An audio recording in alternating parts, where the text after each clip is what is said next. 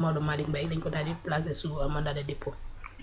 waaw je pense que c'est une nouvelle boo xamante ni ça surprend pas trop lu ñu mënoon a xaar la je pense le premier concerné muy Maodo Malick ci boppam lii nii du ko bett ndax en vérité comme tu l'as si bien rappelé bi nga xamante ni coow li mi ngi jóg fekk ko ci réew mi moom aussi bon defoon na ay sorties def ay post ak yu ni mel wax ne dawul il veut pas se dérober à la justice dafa nekkul ci réew mi parce que liggéeyam moo ko téye fële nga xamante ni moo doon ca Maroc donc bi nga xamante ni tabaski bi jot na mu ne moom aussi moom moo jël de manière délibérée ñëw bon c'est une bonne c'est une bonne démarche d'un citoyen peut-être mais n'empêche que lu démarche bi rafet loo wane ni tu es à la disposition de la justice cela ne dédouane pas du fait que il y a un rapport qui est là, qui existe et qui te reproche des choses. Donc ce qui se passe mooy que ni en juin 2023 rapport Cour des comptes dafa génn. Rapport Cour des comptes moo saytu gestion bi nga xamante ni moom la doon def foofu ci ANAMO.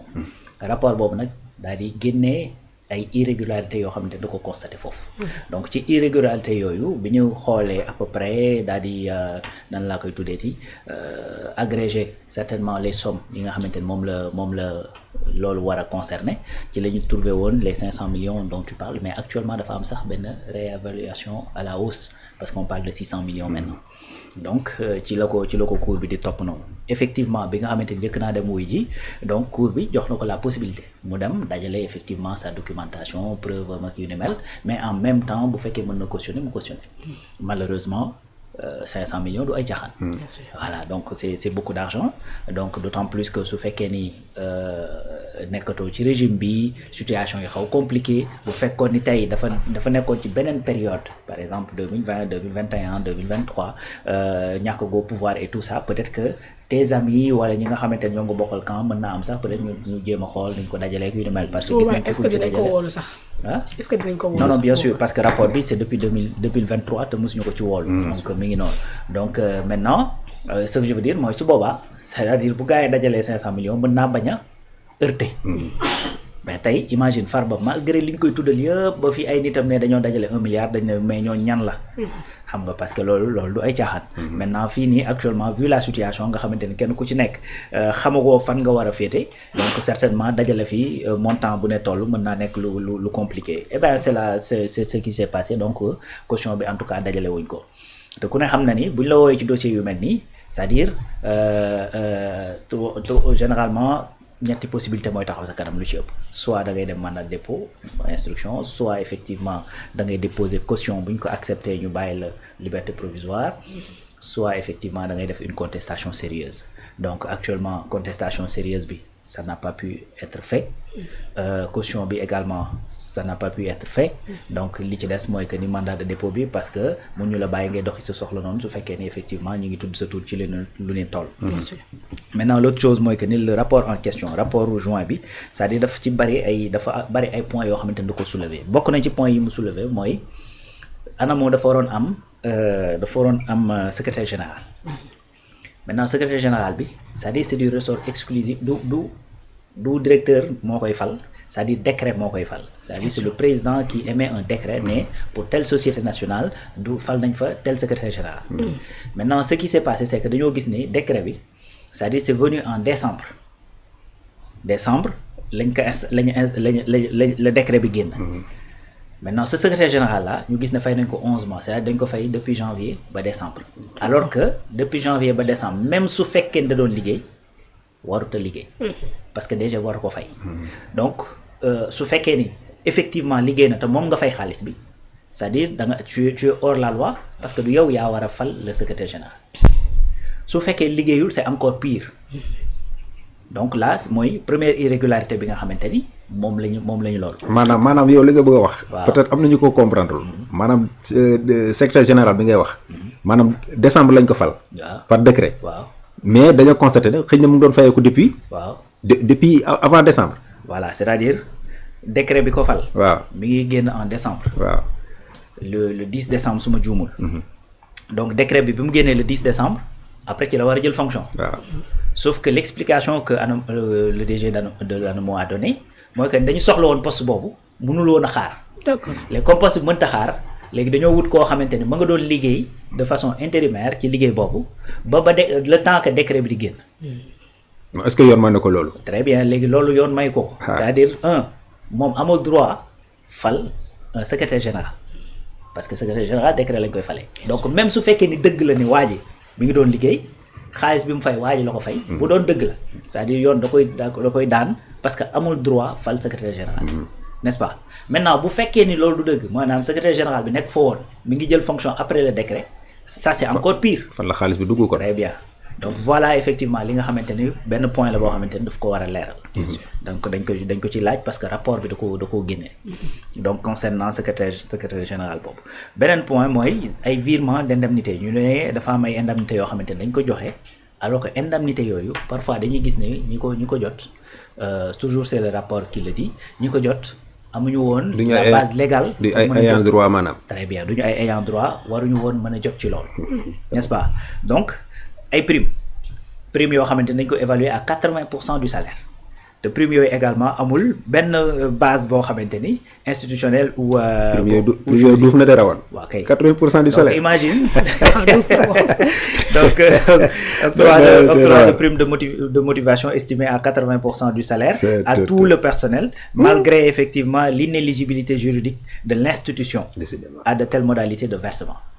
donc ANAMO ci boppam effectivement amuloon droit accéder à ces voilà donc après bon octroi financier recrutement illégaux et cetera beneen kii boo xamante ni c'est assez frappant mooy lu jëm ci passation de marché yi parce que rapport bi dafa génne ne dafa ki nga xamante ni moom mooy gérer cellule passation de marché bi ñu demee ba xool dañu gis ne dafa am société boo xamante ni dañ ko doon jox ay marché alors que il s'est avéré que ni que moom société yooyu mooy jëkkëram. d'accord maintenant bi ñu gisee loolu léegi l'explication bi ñu joxe mooy en réalité bi muy gagné marché yi ak yooyu takkagul woon soxna si nekkul woon jëkkëram. donc là on peut comprendre si c'est vrai donc on peut comprendre quelqu'un la boo xamante ne da doon ñëw ngeen di liggéeyandoo peut-être après leneen dox seen diggante loolu c'est votre vie. sauf que bi loolu amee après dañu redresser mais comme léegi am na pour éviter effectivement conflit d'intérêt société yooyu dootuñu ko jox marché. sauf que on s'est rendu compte toujours ci rapport bi en question le rapport de 2 juin 2023 on s'est rendu compte que yeneen sociétés yi nga xamante ni ñoo ñëwaatoon encore di soumissionné ci marché yi benn bi moom société bu njëkk bi ñu ne jëkkër ndaw si moo ko moom ñoo bokk adresse. n'est-ce pas yaa ngi sur roche. voilà ñoo bokk benn adresse. beneen bi également seen nina yaay sax la ñu wax seen nina yaay suma juumul ou am na ci documents yi loo xamante ni dafa marché donc ce qu'il faut retenir mooy que ne après on s'est rendu compte que société yi ñu ne moom la ñu changé pour génne kële ci circuit bi. ces mêmes sociétés sont présumées appartenir à la même personne. D'accord. N'est-ce pas en tout cas il y a des faisceaux yuy wane ni sociétés yi la fañ nekk yii tamit foofu lañ nekk puisque effectivement les adresses sont les mêmes donc tout ça combiné avec d'autres détails yoo xamante ni ñu ngi ci biir rapport bi loolu yëpp nag lañ jël teg sur la table daal ne Maodo il faut que tu viennes t'expliquer par rapport à ça.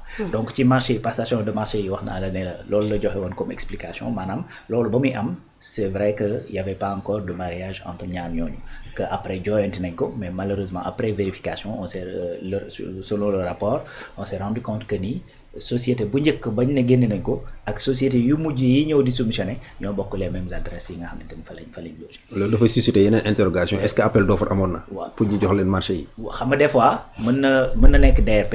parce que DRP moo tax souvent may wax ne gis nga bis bu ñu audité woon commande publique c'est-à-dire ce serait catastrophique pour ñenn ñi. parce que généralement dafa am ce qu'on appelle les DRP demande de renseignement de prix. demande de renseignement de prix genre appel d'offre la mais de façon restreinte c'est-à-dire da ngay ñëw nga contacter benn nu mu koy tuddati 3 wala 5 entreprises da nga leen di cibler contacter leen ne dama bëgg ngeen defal ma prix ngeen defal ma offre technique et financière concernant tel service par exemple dañu war a brander waat kii bi bureau yi donc defaat logo enseigne et cetera dama bëgg ngeen defal ma prix donc da ngay contacter 3 ou 4 ou 5 entreprises. nga xool le plus offrant. léegi nag sauf que des fois gars yi dañuy def mooy que dañuy contacter benn nit moom ci boppam mooy indi plusieurs antennes. gars yi des fois dañuy def loolu day arrivé ci DRP yi. De ce fait léegi boo kii da lay leer ni c'est la même personne moom moo nar a. bien sûr bu benn nit ñëwee kay soumissionné 3 entreprises. voilà donc forcément noo ko jéggi. mu ngi noonu léegi nag de ce fait si micmac yooyu des fois gars yi dañ ciy jaar. léegi nag buñ ci jaaree parfois toujours c'est les mêmes têtes qui vont gagner les marchés. dafay légal sax nag. voilà. Bon juridiquement voilà c'est-à-dire sur la forme. boo ñëwee da nga fa fekk ay papiers en tête entreprise yoo xamante ni soumissionné nañ. c'est ça loolu yow mënoo ci dara quoi. mais après conflit d'intérêt bi fi mu féete mooy quand on s'est rendu compte que ni ki ñu doon wax naan waru woon soumissionné à ces marchés ndax lien familial bi nga xamante ne am na ci diggante yi donc yeneen sociétés yi nga xamante ne ñoo doon kii il s'est trouvé que ñooñu aussi malheureusement dañu gis ne même adresse yi la donc beneen affaire wax naa la secrétaire général bi ni mu fa demee. donc loolu aussi ils ont expliqué que ni dañoo soxla woon poste bi coûte que coûte parce que sinon liggéey bi nangam mais sauf que bu waa ji liggéeyee amu ci droit bu liggéeyul te xaalis bi dem na c'est encore pire léegi dans les deux cas il faut nga justifier l'argent parce que su fekkee ni ma nga doon liggéey nga koy fay il y a aucune base légale pour que muy fayeeku loolu. donc bu ko fayeeku da ko fayeeku ci lu dul yoon du tout donc buñ ko ci téyee dafa war a delloo xaalis boobu mi ngi mel ni comme waa ji ñu doon wax naan amul BFM ba gars yi naan nañu fayeeku na fay Sénégal. salaire yi ñu doon fay parce que fa mu nekk c'était sur la base effectivement de ce diplôme. moo tax ñu koy fay salaire boobu te comme déjà la base est biaisée donc salaire yam fa doon jël waru ko fa woon a. c'était indu. très bien donc malheureusement loolu aussi malheureusement pour Maodo donc je dis malheureusement parce que c'est quelqu'un boo xamante ni ñoo bokk Thiès en plus je connais une partie de sa famille et tout ça donc mu ngi noonu mais que muy moom que muy keneen ku mu ci mënti doon c'est-à-dire quand il s'agit des deniers publics et que ñu gis ci lu ni mel 500 millions du ay caaxaan 600 millions du ay caaxaan c'est-à-dire balaa nga ko doon xam nga moomal ko sa bopp di nga xam ni effectivement c'est des sous et ça peut régler beaucoup de choses donc bu ñu la tuddee ci lu mel noonu nag c'est normal il faut que tu viennes expliquer boo waxee lu dal xelu nit ñi y a pas de souci ñu bàyyi la ko doxi say soxla comme tout bon sénégalais boo xamante ne laaj nañ ko mu tontu lu leer su fekkee nag tontu woo lu leer il faut que tu rendes des comptes il faut que soit nga fay xaalis bi ba mu mat boo yoree loo mën a loo buñ la juger définitivement bu fekkee ni yor nga lu ñu mën a récupérer mu remplace xaalis bi ñu récupérer ko bu fekkee dafa jar itam tëdd ci kaso bi nga tëdd ci kaso bi xam ni y a des gens yu nekk ci kaso bi yoo xamante ni ñu ngi leen di topp pour beaucoup moins que ça donc encore une fois il faudrait que Sénégal ñuy rëq ndigg lu jëm ci yu mel nii ba nga xamante ni képp koo xamante ni da ngaa jege deniers publics boo ci seenee ne serait-ce que juróomi dërëm sa fit bi dana ne rës ba da nga ko bàyyi fu mu nekk n'est-ce pas donc voilà ce qui se passe sur ce cas-là donc ça a traîné ou ça n'a pas traîné mais l'essentiel c'est que aujourd'hui yoon mi ngi nekk di yoonal et puis day joxe beneen indicateur que ni malgré tout ça malgré que coow li xaw na dal waxatuñ lu bare ci jàpp gauche jàpp droite ak et cetera mais cela n'empêche pas que dossiers yi ñu ngi continuer di ko saytu ñu ngi continuer di xool di continuer defi enquête donc c'est une bonne nouvelle pour ñiy xaar également ci rapport Cour des comptes 2019-2024 bi ban suite lay am. bien sûr irrégularité yu bari yoo xam te ne seetlu nañ ko ci dossier bi comme ni nga ko waxee ay failles yu bari mu ngi ci rapport boo xamante ne nii c'est en 2023 su ma daal di juumul.